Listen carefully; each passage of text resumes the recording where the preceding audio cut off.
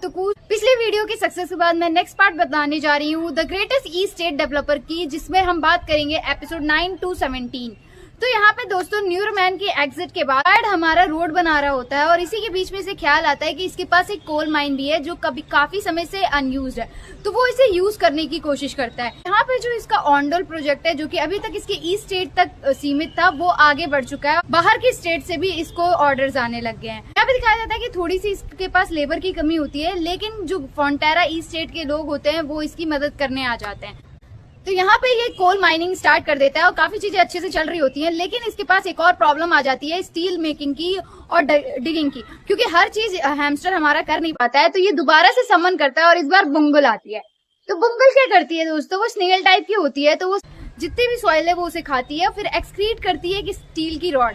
तो इस तरीके से इनका प्रोजेक्ट चल रहा होता है और एंट की जो कॉलोनी होती है जो बसी होती है उस कोल माइन में, वो इन पे अटैक कर देती है। तो जेवियर और लॉयड अपने वर्कर्स को निकालने के बाद पूरी एंट कॉलोनी से फाइट करते हैं। आखिर में एंट क्वीन भी आ जाती है जिसमें बहुत ज्यादा इनको इश्यू होता है, लेकिन अल्टीमेटली लॉयड अपना दिमाग लगा के वहां की मीथेन गैस पे आग लगा देता है। पूरी एंट सोसाइटी खत्म हो जाती है। इसके बाद यहाँ पे दिखाया जाता है कि यहाँ पे हमारा लॉयड, जेवियर और हमारी बुंगल तीनों फंसे होते हैं और इनके पास निकलने का ऑप्शन नहीं होता है और ऑक्सीजन भी कम हो रहा होता है। अपनी स्किल डेवलप करता है टू दी पॉइंट, क्योंकि इसके पास चीट कोड है सिस्टम।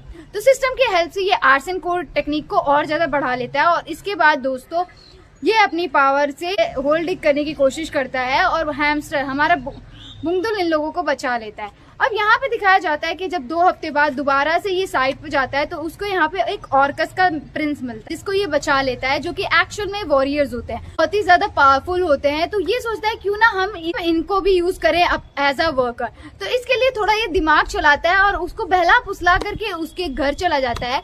यहाँ पे दिखाया जाता है कि एक गाँव है जहाँ पे एक क्लैन रहता है द आयरन एंड स्टील करके। उस क्लैन के चीफ का बेटा होता है आर्कस, और आर्कस एक्चुअली में ऑर्कस होता है जो कि हर बात के बाद ओइंक ओइंक ओइंक करता है। तो यहाँ पे दिखाया जाता है कि ये मसल हेड लोग होते हैं जो कि सिर्फ जिम इक्विपमेंट्स और मसल बिल्डिंग और प्रोटीन इन्हीं सब के बारे में जानते हैं। तो यहाँ पे लॉयड कहता है कि क्योंकि मैंने आपके बेटे की हेल्प की है तो क्यों ना आप 120 वर्कर्स को हमें भेज लो।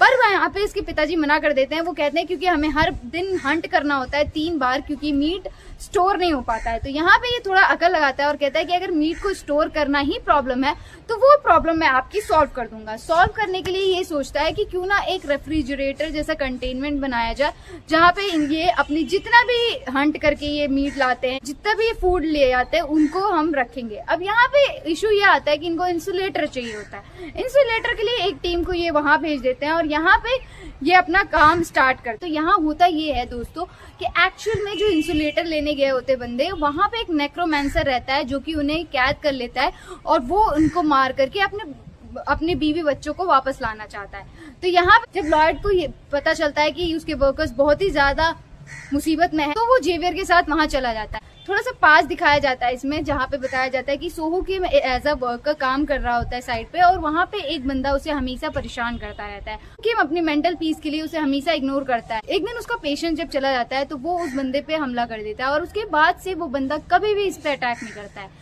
सेम सिचुएशन यहाँ भी होती है। नेक्रोमैंसर बहुत ही बड़ा विलेन होता है इस शो का। सोचता है कि अगर मैं इनसे माफी मांगूंगा तो ये मुझे जाने देंगे, लेकिन नेक्स्ट ही मोमेंट वो दोबारा से लॉयड पे हमला कर देता है।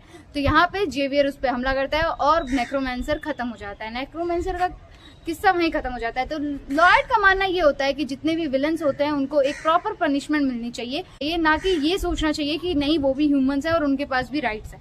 तो यहाँ पे देखते हैं दोस्तों कि अगला इनके पास मुसीबत ये आती है कि ये जो चेम्बर होता है वो तो बन जाता है, लेकिन आइस कैसे बनेगी।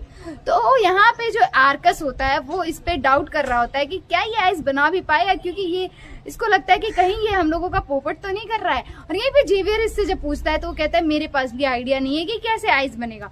तो जेवियर कहता है कि आप दोबारा से फ्रॉड गिरी पे आ गए सर।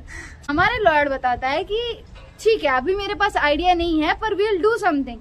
तो यहाँ पे एक बहुत ही इंपॉर्टेंट चीज बताई जाती है कि वो ये बोलता है कि बहुत सारे लोग अपनी जिंदगी में कुछ कर ही नहीं पाते हैं क्योंकि वो ये सोचते हैं मेरे पास ये नहीं है, मेरे पास वो नहीं है, ये वो करते करते उनके पास 1000 एक्सक्यूजेज होती हैं और वो कुछ नहीं कर पाते हैं। सक्सेस सिर्फ वही होते हैं जो भी उनके पास हो उसको लेके चलते हैं। जैसे कि मैं भाई, मेरे पास नहीं है ग्रीन स्क्रीन, ओके, मेरे पास ग्रीन स्क्रीन नहीं है और माइक भी नहीं है, but I am doing it, okay.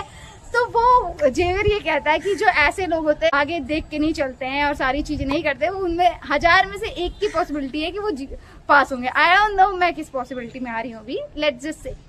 तो इस तरीके से यहाँ पे चीजें कंक्लूड होती हैं। फाइनली थोड़ा सा बहुत ब्रेन स्टॉर्मिंग के बाद हमारे लॉर्ड आइस भी बना लेते हैं और फाइनली ये जो चेम्बर क्रिएट करना चाह रहे होते हैं ये चेम्बर भी बन के तैयार हो जाता है। तो फाइनली हमारे ऑर्कस योद्धाओं की जितनी भी प्रॉब्लम थी वो सॉल्व हो जाती है। और जी हाँ, बाकी एपिसोड्स की तरह यहाँ पे भी काफी सारे मजेदार और फनी चीजें होती हैं। आप लोग नहीं पढ़ रहे हो तो मैं यही कहूंगी कि भाई एक बार ट्राई करके देखो। और आज के लिए दोस्तों इतना ही। अब अगला वीडियो तभी आएगा जब इस वीडियो पे अच्छी व्यूज आएंगे जैसे पिछले वीडियोस पे आए। और सब्सक्राइब करो मेरे चैनल को ऐसे ही कंटेंट के लिए। Bye bye. जैसे कि मैं ना, मेरे पास ग्रीन स्क्रीन है, लैपटॉप मेरा खराब हो चुका है तो एडिटिंग करने में बहुत दिक्कत होती है, लेकिन I am just doing it भाई। लेट्स जस्ट से आगे क्या होता है।